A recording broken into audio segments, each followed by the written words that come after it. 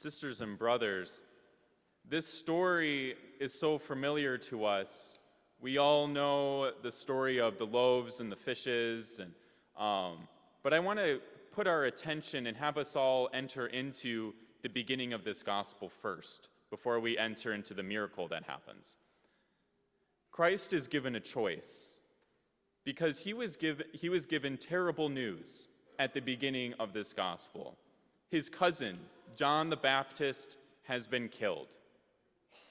A friend of Christ, let alone family, someone who he depended on, someone who was invested in Christ, someone who prepared the way and announced everything he would do.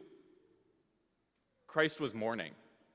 Christ was in a lot of pain, so much pain that he decided to even go away from his disciples to the middle of a lake.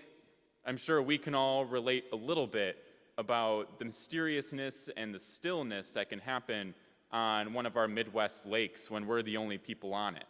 I'm sure we know the feelings he was feeling and the sense of just grief, the overwhelming grief that he was having, to mourn family, to mourn John the Baptist. But he was just beginning his ministry. All of the people in Israel and Judea and all these different regions around him at this time knew who Jesus was, and everyone wanted to go and see him. And so a crowd formed around him, even in a deserted place. People came to listen to him, and he was given a choice. Do I send this crowd away? Do I say no to them because of what's going on in my life? Because of what's going on in my heart? No. He began his ministry there by saying no to himself and ministering to those people. By going to that crowd, he made a statement for all of us. How difficult is it for us when we are overwhelmed with anything, whether it be anger, whether it be a death, whether it be financial circumstances, whether it be anything? How often do we say no to those feelings and still help other people? It can sound taxing, it can sound really deliberate on our part. But I'd like to suggest today, and for sure the gospel suggests today, that this is a sign of holiness. When we say no to ourselves, when we go to the crowds that need us most, that is holiness. When we are able to come out of ourselves and say no to maybe a prideful thought, that is holiness.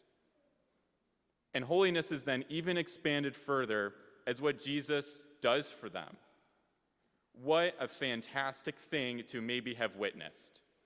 What just unconceivable awe and wonder for the beauty of God and the work of God, where all these people had nothing at the beginning of the day, but when they left Jesus at the end of the day, they were completely satisfied. They had everything that they needed. Jesus was willing to put his pain to the side and maybe mourn later, maybe mourn on the cross, or maybe mourn with his disciples. Hard to say. We don't necessarily know. But he still went to the crowd and started to break open this great mystery that is always about denying ourselves, and that is the Eucharist. The Eucharist is not just something we do on Sundays. The Eucharist is something that forces all of us to come here.